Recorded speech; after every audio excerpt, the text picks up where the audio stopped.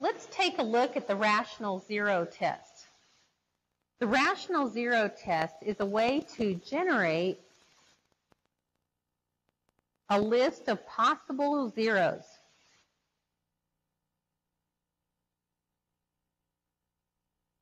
For a polynomial that we're solving. It will generate a list of possible real zeros for a polynomial by building this ratio P over Q, where P are all the factors of my constant term, and Q are all the factors of my lead coefficient.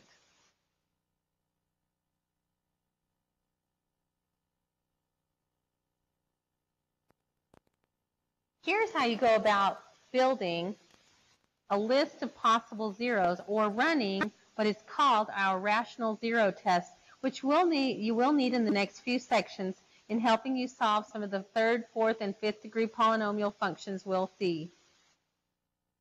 Okay, here is our first example.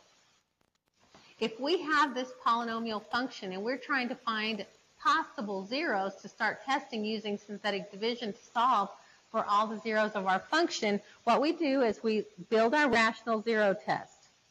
Factors of negative 10 would be positive and negative 1, plus and minus 2, plus and minus 5, and plus and minus 10. All over, we need all the possible factors now of 2, plus and minus 1, and plus and minus 2. Now, as long as we generate every single possible ratio here, all the different possibilities, doesn't matter what order you do them in, I do encourage you to, just so that you don't miss any, go ahead and put each of your numerators over 1 first, and then turn around and put each of your numerators over the 2.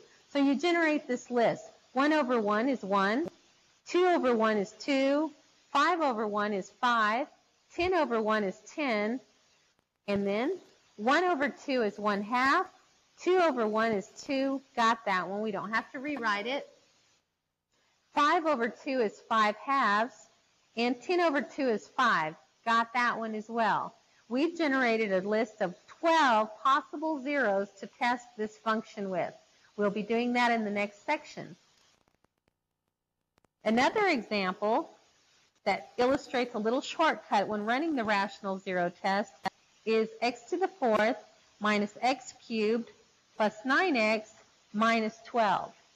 If I wanted to do the rational zero test to generate a list of possible zeros for this function, I'd build my ratio P over Q. Factors of 12 are going to be plus and minus 1, plus and minus 2, plus and minus 3, 4, 6, and 12. Now, I could rewrite the whole thing over 1, but is it necessary? No. If you have a lead coefficient of 1, rewriting this whole thing over 1 would mean that all you do really is just rewrite exactly the same thing. So a nice little shortcut for you is, if you have a lead coefficient of 1, it's not necessary to rewrite these and then do the ratios. The numerator will suffice.